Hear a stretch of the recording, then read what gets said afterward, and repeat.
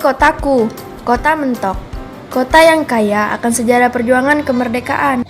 Hal ini ditandai dengan banyaknya bangunan bersejarah di kota ini, yang sayang sekali bila tidak kubagikan kisahnya kepada teman-teman di seluruh negeri.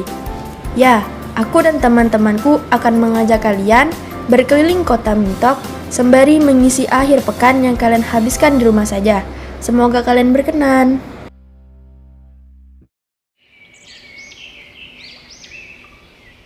Ampar-ampar pisang, pisangku belum masak. Masak sebiji diulung bari-bari. Mangga lepok, patah kayu bengkok, bengkok dimakan api, apinya. Assalamualaikum, mana bau range?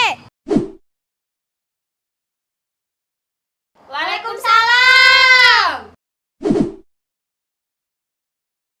Masuk Medi. Ika teh dah siap gak bertualang? Lah dong, ya sek kita pergi sebelum dilak kesiangan. Iya nih, kami lah tak sabar lagi nak bertualangan. Walaupun kita berangkat, pamit dulu ke orang tua Ika, oh. Oke. Mak, Ba! Ya, Kami nak berangkat dulu. datang di jalan, nak. Datang jalan. Assalamualaikum. Waalaikumsalam. Warahmatullahi wabarakatuh.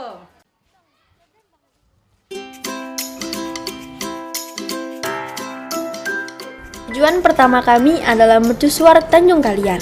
Mercusuar ini menjadi saksi sejarah perjuangan bangsa Indonesia karena dibangun jauh sebelum kemerdekaan negara ini, yakni tahun 1862. Letaknya kurang lebih 7 km dari pusat kota Mentok dan berada di ujung barat Pulau Bangka loh. Cukup tinggi ya teman-teman mercusuar ini, tapi kami akan coba untuk menjelajahinya. Mari kita taklukkan mercusuar ini hingga ke atas. Doakan kami ya. Kita ke Tanjung naik.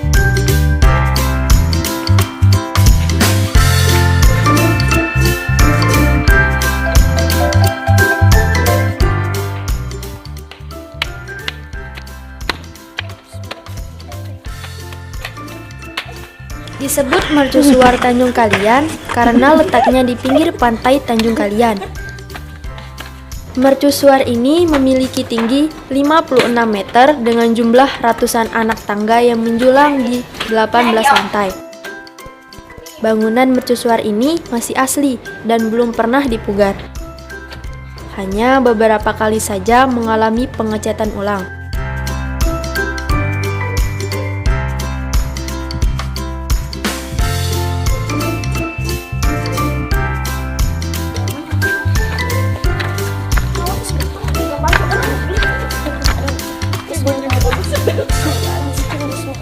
Kebersihan mercusuar ini cukup terjaga, namun ada saja ulah tangan-tangan jahil yang meninggalkan coretan di dinding mercusuar.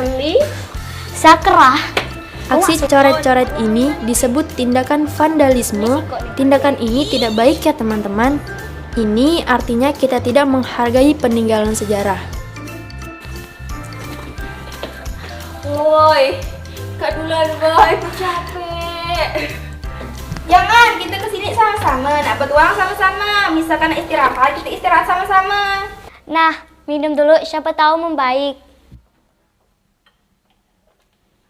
Sama dengan duduk kan, Tay? Ya, yuk sek kita lanjut. Yo. Bismillahirrahmanirrahim.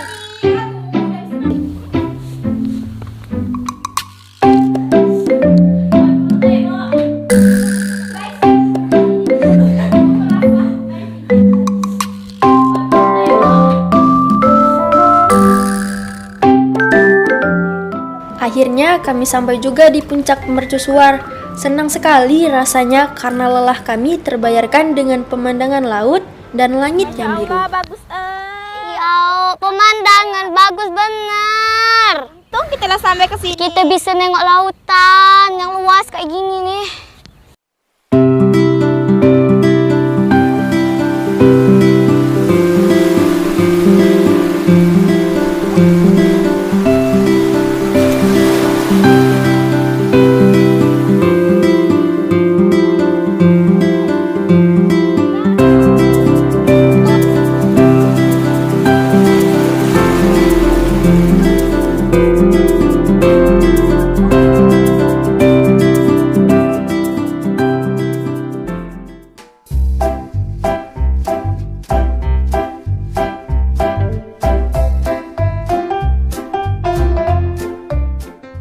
petualangan kami di mercusuar Tanjung Kalian usai sudah. Ratusan anak tangga tadi sudah berhasil kami naiki dan turuni. Sekarang, kami akan melanjutkan petualangan kami ke tempat selanjutnya. Karena tangga yang kami naiki cukup banyak, kami memutuskan untuk istirahat sejenak di pondok tepi pantai Tanjung Kalian.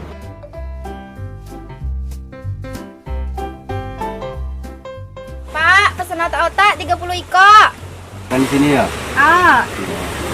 Tunggu ya.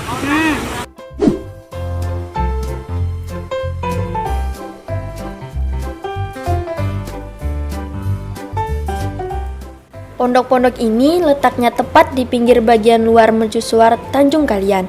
Banyak dijajakan otak-otak panggang yang terbuat dari ikan di sana. Membayangkannya saja kami sudah merasa lapar. Kami memesan beberapa porsi otak-otak untuk kami makan sebelum melanjutkan kembali petualangan kami.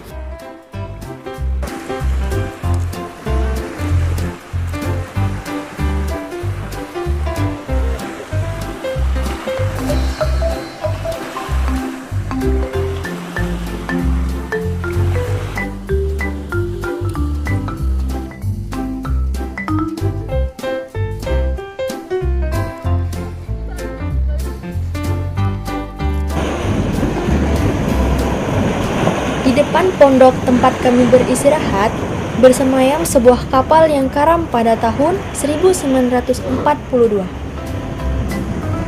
Kapal tersebut merupakan kapal buatan Skotlandia yang memuat ratusan penumpang. Kapal uap tersebut berangkat dari Singapura hendak menuju ke Batavia atau Jakarta, namun tidak pernah menamatkan perjalanannya karena terlanjur diledakkan oleh pasukan Jepang.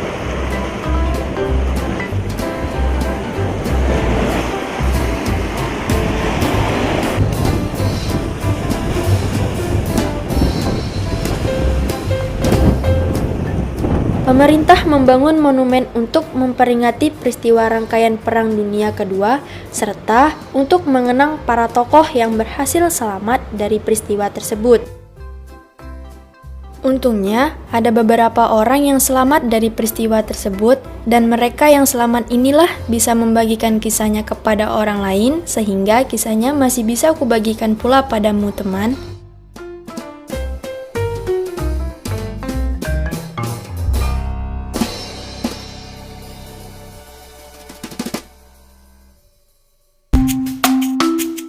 Tujuan kami selanjutnya adalah Museum Timah Indonesia. Museum Timah di Pulau Bangka ada dua. Satu terletak di kota Pangkal Pinang, dan yang satunya lagi di kota Kumuntok.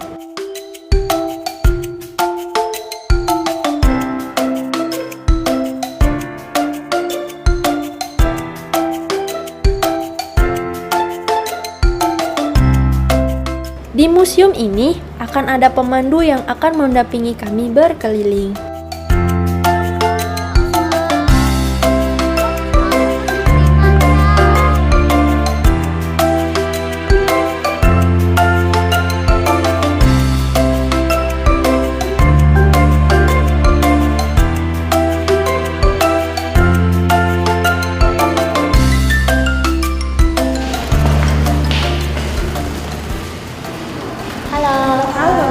Halo A, kami nak di sini nih, nak ke Museum Timah.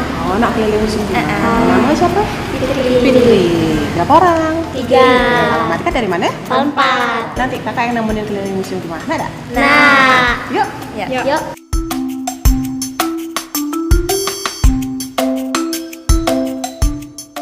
Di kapal apa, Nah, jadi ini nih replika kapal yang digunakan Majapahit pada saat berlayar ke Pulau Bangka.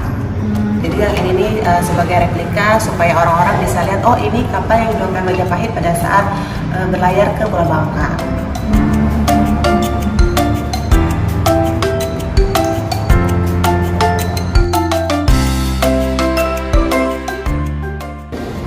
Sekarang kita melihat koleksi cual.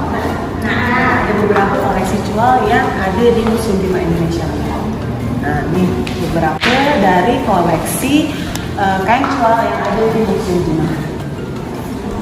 Ngapa nama dijual? Nama cual itu ada singkatannya dari celupan awal. Jadi kan kainnya terdiri dari benang-benang yang ditenun atau yang disatuin. Nah, sebelum benang-benang itu ditenun, benang-benangnya direndam dulu di cairan pewarna. Kemudian warna bagus, lama baru dia ditenun. Jadilah kain cual kayak gini. Bagus kan? Bagus. Apa nama alat ini? Nah, kalau yang ini alat penenun. Jadi benang-benang yang direndam tadi diwarnain terus ditenun di sini. Nah, alat tenunnya juga pernah dipakai loh waktu peresmian Museum Timane.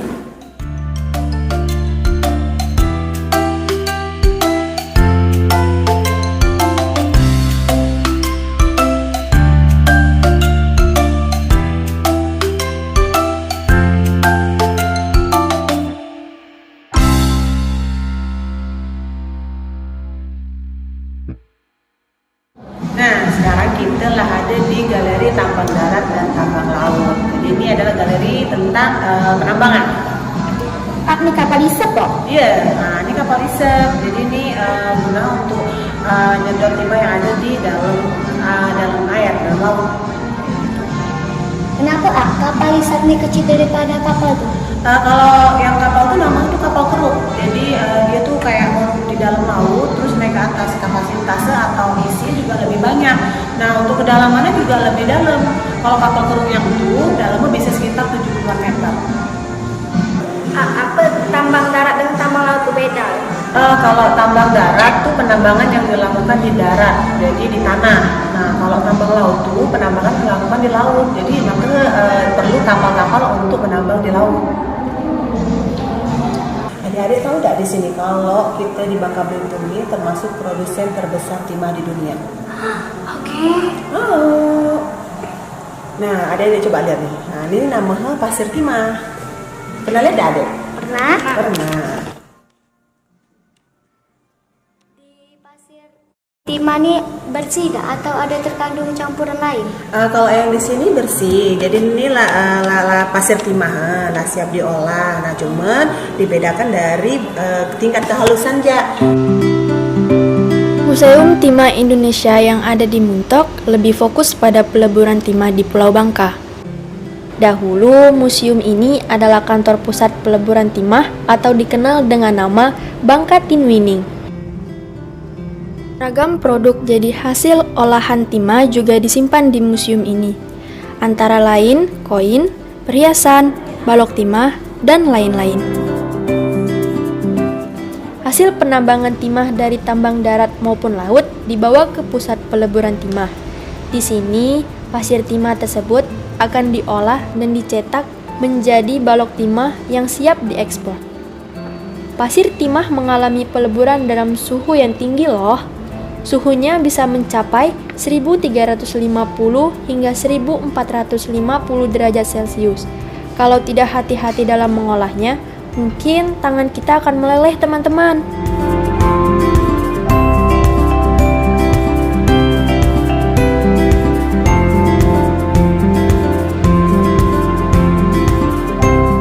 Tujuan dari pengolahan timah ini menghasilkan balok timah yang kandungannya sesuai dengan harapan. Setelah sesuai, timah siap dicetak menjadi beragam bentuk seperti balok timah, koin, butiran kecil maupun besar dan siap diekspor.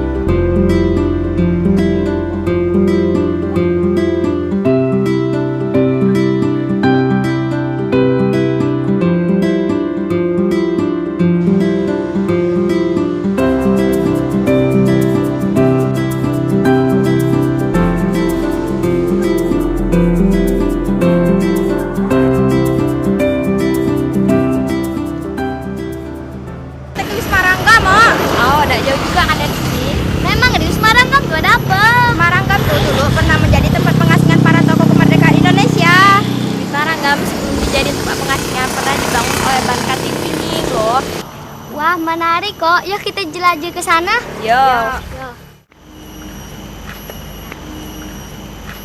Ini adik-adik nengok ya, di Garuda ini ada tulisannya Pan Bangka Begin the Victory. Ini tulisan bahasa Belanda ya. Pan Bangka Begin the Victory ini artinya dari Bangka dimulainya kemenangan, ataupun dari Bangka datangnya kemenangan ya. Ini ya. Baru kita ke ruangan presiden dan para tokoh-tokoh, menteri-menterinya yuk. Nah, kita sudah merdeka pada tahun 1945. Nah, tapi Belanda belum mengakui kita sepenuhnya ya, masih setengah hati. Makanya ada serangan Agrimensir kedua ke Jogja ya. Ini represi fotonya. Nah, pada waktu sehari mentok, kurus atau gemuk. Tukang ganti bunga mawar ini namanya Raden Yayasawati. Per 3 hari sekali. Kalau hujan dikira keturunan. Wisma Ranggam ini merupakan tempat bersejarah lainnya di kotaku. Banyak tokoh pejuang kemerdekaan yang diasingkan di sini. Salah satunya Presiden pertama Republik Indonesia, yakni Pak Soekarno. Ada juga beberapa tokoh pemuda setempat yang namanya mulai dikenal karena turut membantu mempertahankan kemerdekaan. Dulu, Belanda belum mengakui kemerdekaan negara kita. Oleh karena itu, Bung Karno diasingkan ke berbagai daerah agar beliau tetap aman.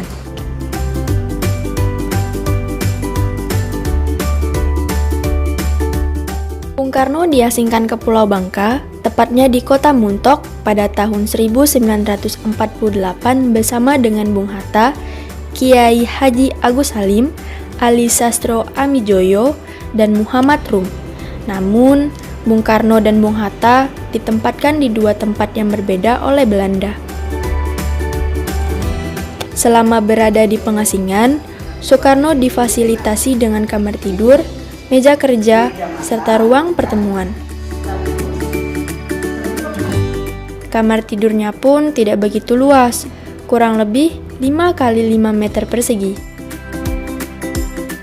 Di meja kerjanya, Soekarno sering menulis surat ataupun sekedar menuangkan pemikirannya dalam bentuk tulisan.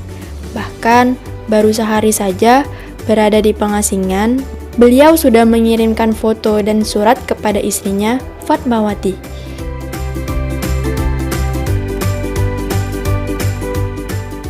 Bung Karno berpesan, jas merah, jangan pernah melupakan sejarah.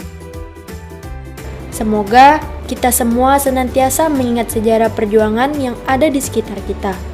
Karena dengan demikian, kita menghargai perjuangan para pahlawan yang telah mewariskan kemerdekaan untuk kita. Sekian jelajah tempat sejarah di kotaku, sampai bertemu di kisah selanjutnya ya.